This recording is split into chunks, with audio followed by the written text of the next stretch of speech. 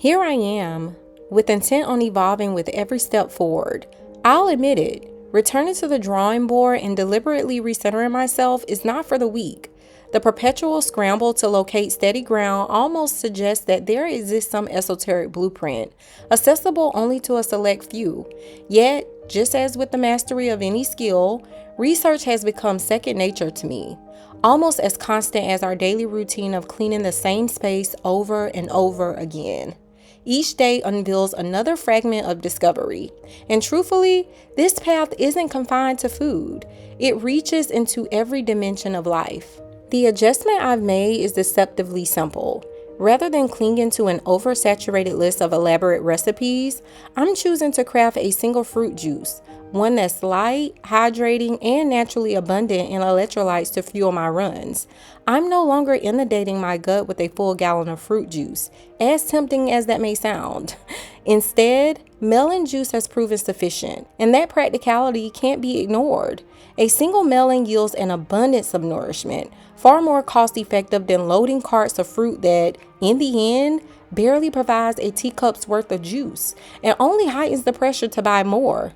By freezing portions, I stretch that one melon into several mornings, leading to more free time for myself. The irony is that my mornings once began with a loaded jerk avocado bowl and a 32-ounce mason glass jar of fruit juice.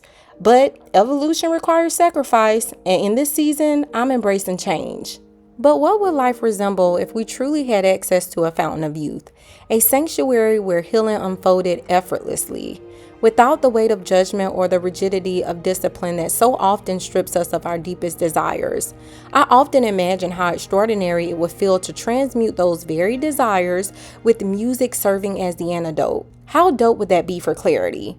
Even stepping away from home and immersing myself in nature feels medicinal in its own right.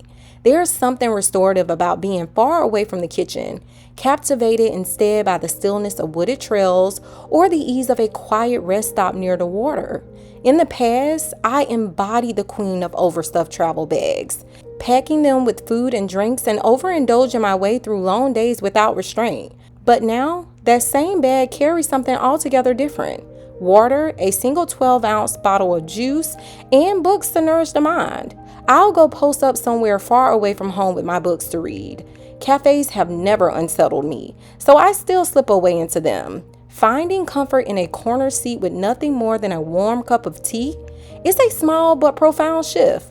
I've never been a stranger to a nice good old time.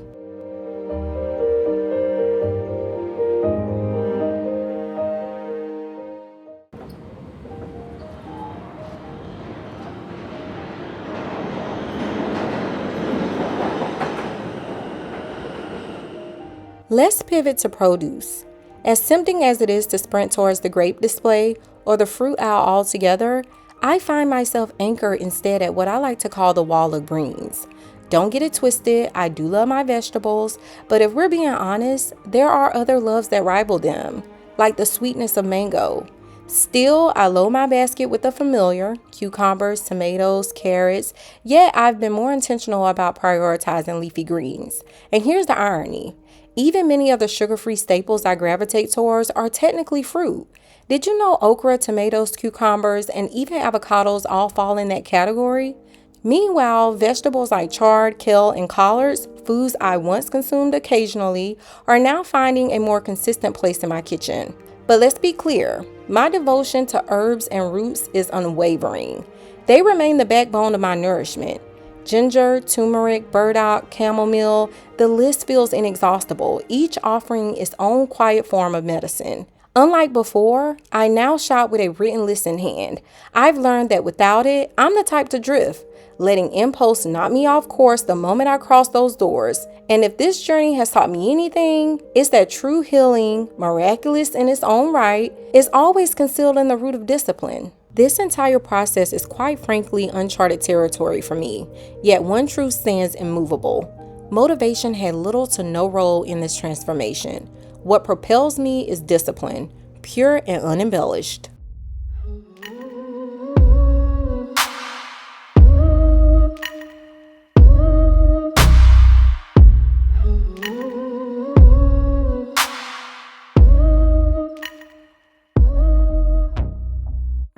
And now we've reached the moment I've been building towards. Today's low-fat, low-sugar creation. This meal is simple on the surface, but it represents something deeper, the discipline of choice. I've always had an affinity for raw okra, even before my raw journey began.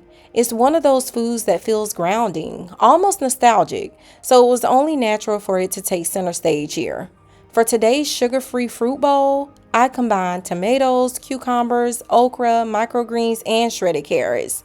To elevate the flavor, I dressed it with fresh lemon juice, cumin, garlic powder, smoked paprika, and masala. Each spice offers its own dimension, together transforming what might seem like a humble plate of produce into something robust and satisfying. At first, I considered adding bok choy to the mix, but in the spirit of pacing myself, I decided to hold back, saving it for a raw soup tomorrow. That small decision to wait, to resist the urge to throw everything in at once, feels symbolic of this entire season.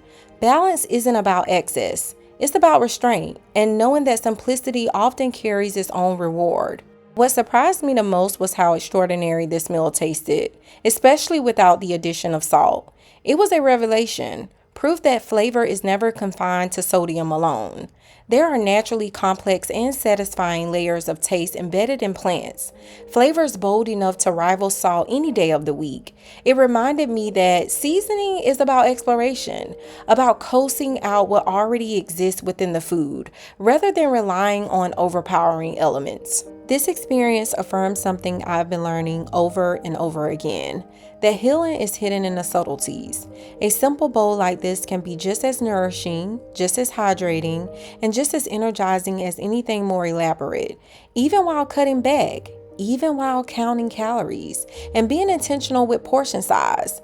I'm not deprived. My body still receives what it needs: hydration, minerals, and vibrancy. And that is the beauty of this path. It shows me day after day that simplicity is not synonymous with lack. It can be abundant in its own way. This one bowl carried me through the day, leaving me not only full, but also reminded that balance doesn't dull the experience, it enhances it.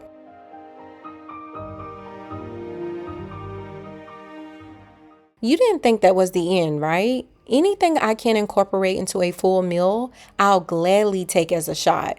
Today's concoction is a simple yet potent blend of lemon juice, turmeric, and sparkling water. Turmeric, when consumed consistently, is invaluable for reducing inflammation and serving as a natural aid in pain management.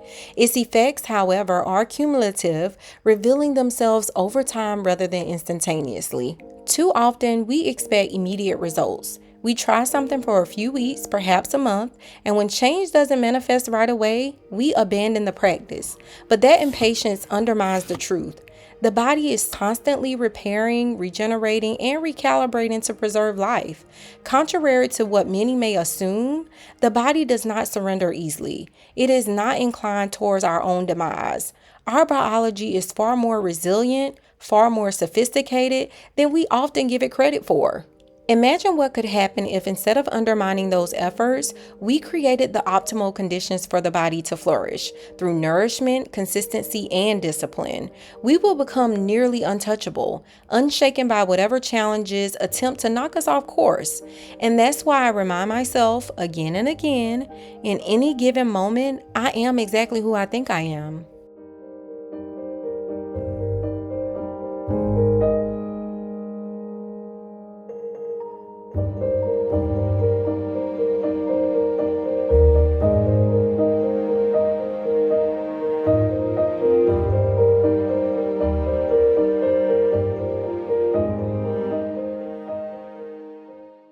This stage in my journey is about balance, real intentional balance, not chasing extremes, not forcing perfection, but just creating a middle ground where my body, mind, and spirit can actually thrive. I've been focusing more on vegetables and also chasing fruit on a lower glycemic scale because right now I am preparing for a 5K on November 2nd. So I'm super excited about that. And I was a little hesitant about decreasing my sugar intake from fruit. I'm like, this may not work out because I feel like I get a lot of my energy from fruit. I'm actually still feeling energized after a run. So I feel as though, having a balance is just necessary, because when I tell you I am tethered in the pursuit of just good health, that's where I'm at right now. Even my recovery after a run feels great. Usually I would like just go to sleep and just sleep for hours, to be honest, because when you run, especially when you go past, I would say for me, after that 2-mile run, anything beyond that, it really knocks me out.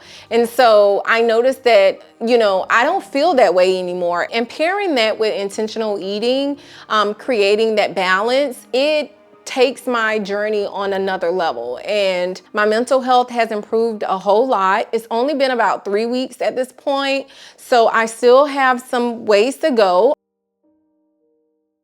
I have been consuming celery for my sodium intake, because celery naturally provides the body with the sodium that it needs, alongside my watermelon. So I'm not letting watermelon go, because even though I decided to cut off, nuts and seeds temporarily, I am still consuming some fruit, but not on the level that I was before. I am also counting my calories. Yay to me, because being raw, sometimes you just hate counting calories. It's like, I'm raw now. I don't want to invest the time and energy to sit here and create a plan and a strategy to be able to monitor my daily intake when it comes to my diet, right? But I feel as though that's important, especially for beginners and also for my seasoned raw vegans who never found a balance on a raw vegan diet.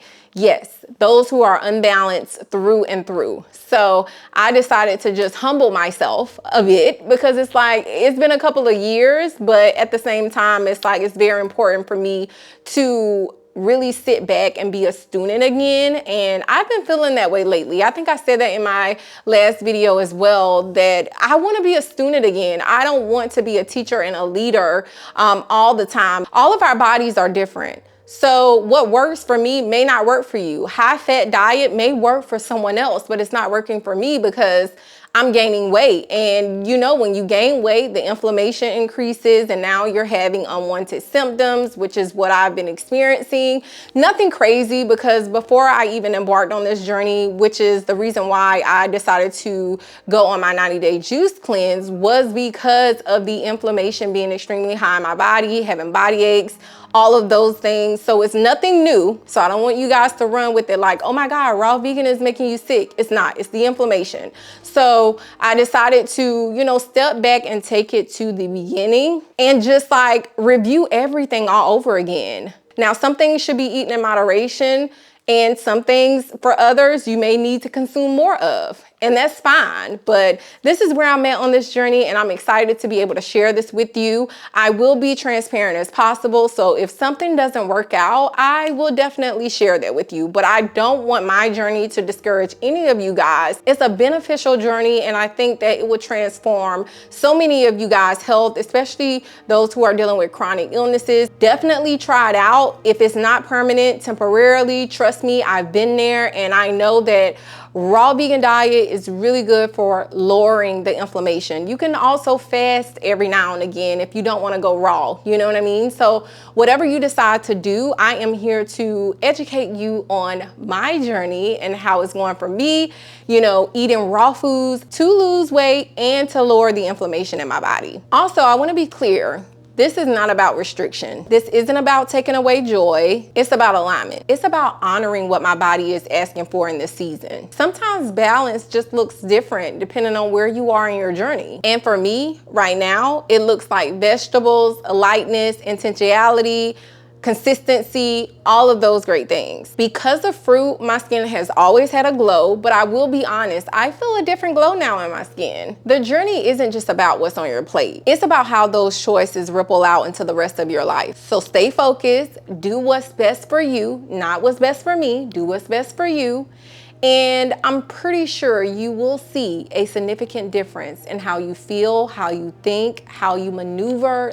Everything will change. And if you do not see any benefits, please feel free to pivot. Do what your body is asking you to do. Sit down, sit still, and when you're figuring it out, especially if you could afford to lose a couple of pounds, I would say even go into a fast until you figure it out. Because at the end of the day, your health is in your hands, and I am just here to show you my trial and error. So I'll continue to show up for myself over and over again until my choices turn into my new normal.